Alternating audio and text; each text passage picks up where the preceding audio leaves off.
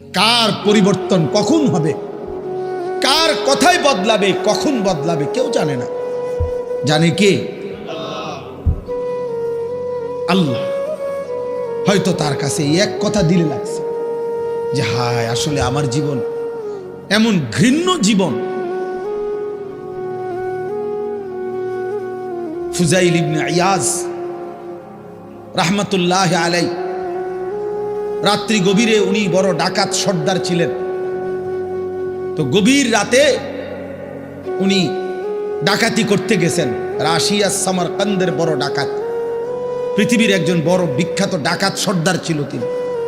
তো রাত্রিবেলা যখন গভীর রাতে এক বাড়িতে ডাকাতি করতে ঢুকছে আল্লাহর কুদরতে, দরজার সামনে গিয়ে যখন দাঁড়াইছে তখন শুনতেছিল বাড়িওয়ালা ওই সময় আল্লাহর কোরআন পড়তেছে। আমার কাছে আরবি কিতাব আছে, কিতাবে লিখছে আজ-জুহাদু মিআতুন, ওই কিতাব। তো এটা বাংলা অনুবাদ হয়েছে দুনিয়া বিমুখ শত মনীষী, অসাধারণ কিতাব। তো রাহনুমা প্রকাশনী।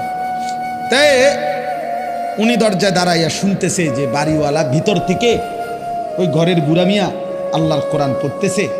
আলাম ইয়ানি লিল্লাযীনা আমানু আন তাখশা কুলুবুহুম লিযিকরিল্লাহ।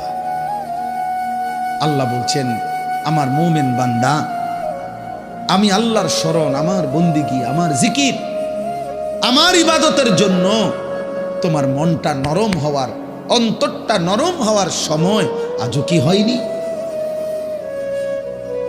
আজও হয় নাই বান্দা? আর কোনোদিন আমাকে সেজদা দিবা না? আর কোনোদিন আমার নামাজ পড়বা না? তাহলে আর কোনোদিন হালাল খাইবা না? আর কোনোদিন নারী পর্দা করবা না তুমি? আল্লাহ যেন ভেবে আমগরে বলে। দিনের পর দিন যে ফজরের নামাজ পড়ে না, আল্লাহ যেন তাকে ডাক দিয়ে বলে, বান্দা তাহলে কি আর কোনোদিন ফজরের সেজদা দিবা না? প্রতিদিন যে গালিগালাজ করে, আল্লাহ যেন বলে, বান্দা তাহলে কি আর কোনোদিন এই গুনাহ ছাড়বা না? এভাবেই বলে যাইবা, এভাবেই আমি আল্লাহকে কষ্ট দিবা। তো এই ডাকাত সর্দার ফুজাইল, উনি তখন এই আয়াত হঠাৎ করে গভীর রাতে ওনার এই কথাইটা, উনি তো বুঝছে অর্থ, ওনার কলিজার মধ্যে গভীর রাতের নিস্তব্ধ, চারিদিকে তো ঠান্ডা নীরব, এই এক আয়াত ওনার কলিজা ছিদ্র করে ফেলছে, দিলে লাগছে।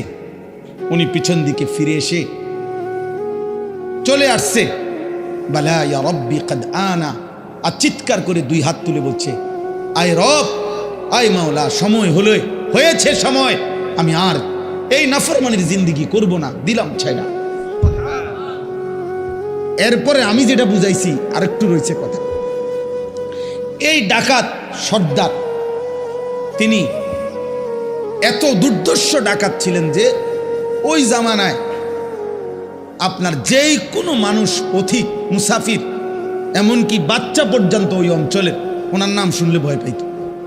তো কিতাবে লিখছে যে মায়েরা তাদের বাচ্চাদেরকে দুষ্টামি করলে, গুণ যাইতে না চাইলে ভয় লাগানোর জন্য বলতো, এই ফুজাইল রে ডাকি, তো বাচ্চা কাঁপতে শুরু করত।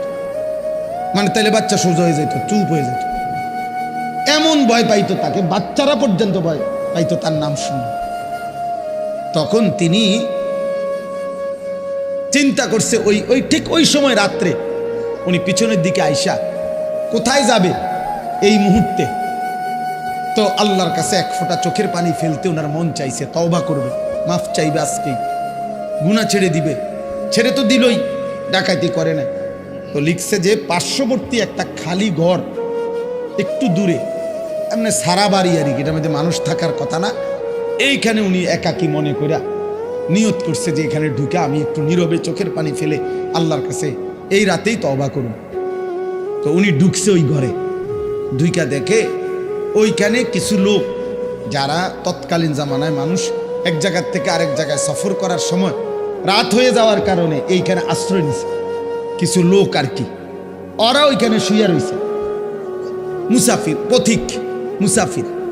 তো এই মুসাফির যেগুলো শুয়ে রয়েছে, ওরা গভীর রাত, কিন্তু কারো চোখে ঘুম নাই, শুয়ে আছে ঠিক চোখ খোলা।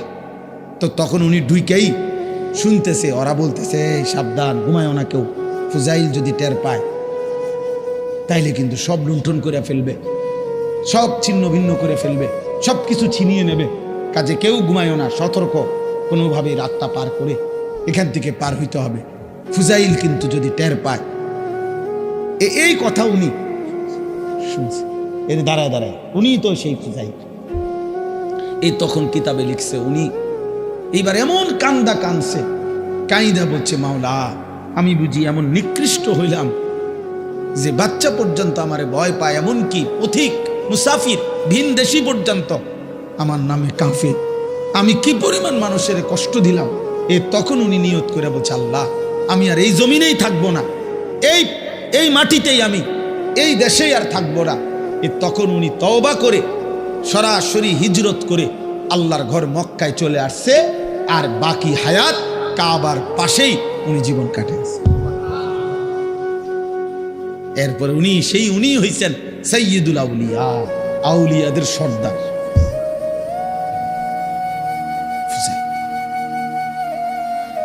তাইলে বললাম আর কি, যে কোনো কথা, কোনো এক আচরণ, কোনো এক শব্দ অনেক সময় চেঞ্জ করে ফেলে, জীবন তোলপাড় করে ফেলে, জীবন পরিবর্তন করে ফেলে। আল্লাহ তোমাদেরকেও বদলে দিক। তোমরা যারা কিশোর ছেলে, নওজোয়ান ছেলে, দোস্ত, তোমার জীবনের কদর করা উচিত। তোমার কথা কেউ মনে করবে না। তুমি নষ্ট হয়ে গেলে ধীরে ধীরে তোমার জীবন, তোমার চরিত্র, তোমার আখলাক, তোমার লজ্জাস্থান, তোমার শরীর, তোমার কোমর, তোমার যৌবন তুমি শেষ করে দিলে, খোদার কসম কেউ মনে করবে। এই যে মেয়েরা ঘুরছে তোমার সামনে সামনে, যে নর্তকীরা তোমারে দেখাইছে শরীর, যে অসভ্য মোবাইলের বেহায়া নারী তোমার শরীর দেখাইছে, তোমার জীবন শেষ করে দিছে, ওই হাইওয়ান নারী জীবনেও কোনোদিন তোমার খবর নেই। আল্লাহ তাআলা বলতেছেন যে আমি তোমরা যাদেরকে অর্থবিত্ত, সহায় সম্পদ, টাকা পয়সা, ধন দৌলত দুনিয়াতে দিয়ে যাচ্ছি, তোমরা এটা ভেবো না। আল্লাহ বলে নাফরমান মনে মনে ভাবতেছে আল্লাহ তাও আমার উপরে রাজি, নইলে আমার এটি দেখা, আমার এদিকে কি সুন্দর ভাত তরকারি খাওয়া, এত চুরি করি, আমার দিকে কোনো অসুবিধা হয় না। বুঝেন না কথা? আমি এত সিটারি করি, আমার দিকে কোনো অসুবিধা, কত সর্দিও হয় না। কত ভালো মানুষ দিয়ে দেখি আজ 10 বছর বিস্তার করে রয়েছে, লড়তে পারে না। আমরা কি কারবারটা কি? আবু লাহাব মক্কার কাফের, নাম শুনছেন না আপনার? নবীজি সাল্লাল্লাহু আলাইহি সাল্লামের বিরোধিতাকারীদের মধ্যে সবচেয়ে বেশি বিরোধিতাকারী যে কয়েকজন, এর মধ্যে একজন আবু লাহাব। সাহাবীরা ওরে বলতো, নবীর সাহাবীরা, এই আবু লাহাবের একটা বদভ্যাস ছিল। নবীজি যেখানেই কাউকে কালেমার দাওয়াত দিতেন, মানে কাউরে ইসলাম বুঝাইতেছে মনে করেন, হে পিছন থেকে একটু দূরের থেকে ওর দিকে তাকাইয়া কইতো সাবধান, ধরা খাইও না, একবারে মারারিবা, আর বিড়ি খেতে পারত না, ইতান হইলে সিটারি যে করতে এত সুন্দর, রিডিহার করতে পারত না, রেডি সাউন্ড, নাটক সাউন্ড, সিনেমা সাউন্ড, এটি সব ছেড়ে দিতে হইব এই মৌলবীর কথা শুনলে। হ্যাঁ, মানে বলতো না।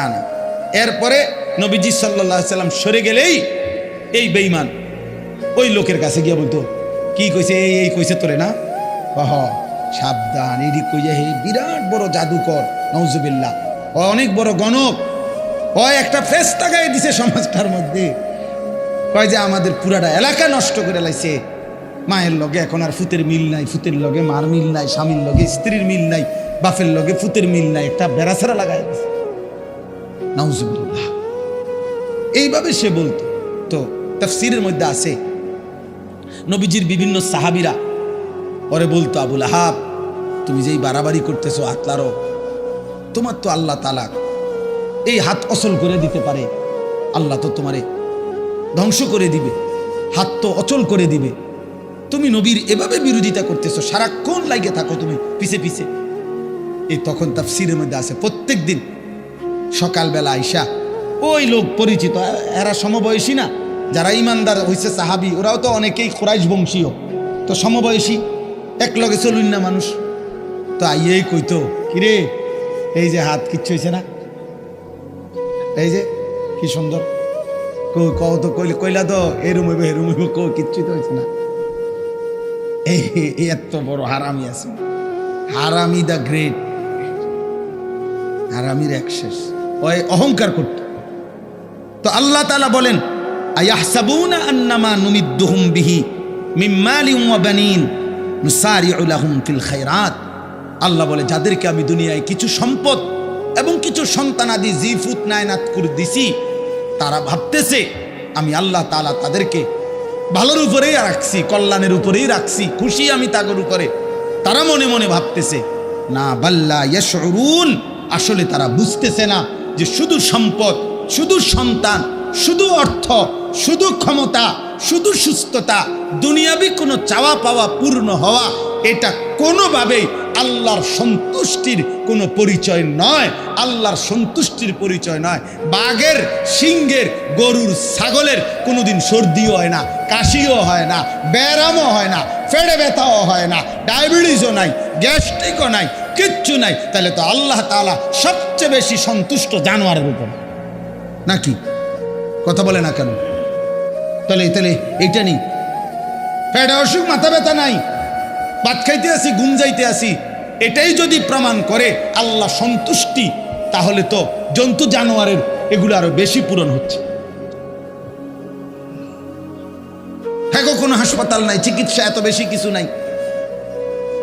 অতএব এটা না, আল্লাহ বলছে বল্লা ইয়াশউরুন, না না, নাফরমান বান্দা বুঝতেছে না, ও বুঝতেছে না। ভাত খাইতে দিচ্ছি বলে, ঘুম যাইতে দিচ্ছি বলে আমি এটা প্রতিদিনের জন্য বলি যে আরে ভাই, কেউ কেউ আসো তোমরা ছেলেরা, হয়তো মনে করছো কোনো রোগ নাই, শোক নাই, কেউ বাধা দেয় না, সব মন মতো চলতেছে, মন মতো তুমি ভেবেছ এভাবেই চলবে। না না, আল্লাহ বলে দুনিয়ায় ভালো থাকা, দুনিয়ায় একটু আরামে থাকা, এটা আমি আল্লাহর সন্তুষ্টির পরিচয় প্রমাণ নয়। আমি তো কাফের বেঈমানকে দুনিয়া অনেক ভালো থাকতে দিছি, অনেক সম্পত্তি দিয়ে ভরপুর করে দিছি। অতএব এগুলো কি আমি আল্লাহর সন্তুষ্টির জন্য দিছি? কথা বলেন না কেন? তাহলে এটা না। দাওয়াত গত বছরও দিনাজপুর হুসাইন ভাই খুলনাতেও, হ্যাঁ, দাওয়াত দিয়ে সারছি, শুনছে 20 মিনিট কথা বলার পরে ওরা 3 ছেলে আমার বলতে, হুজুর আমরা তো হিন্দু, কিন্তু আমার কথা পুরো শুনছে, হ্যাঁ, মনোযোগ দিয়ে শুনছে।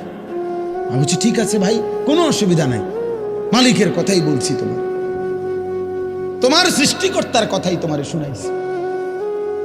সেই দিন এক মাওলানা সাহেব রংপুর থেকে খবর পাঠাইছেন যে একটা মাহফিলের ডেট দিতাম কেন এত দরকার হইল, উনি বলছেন যে এক ওই বাজারের হিন্দু ছেলে, ওর কথা হইল হুজুর, এই হুজুর রে দাওয়াত দেন।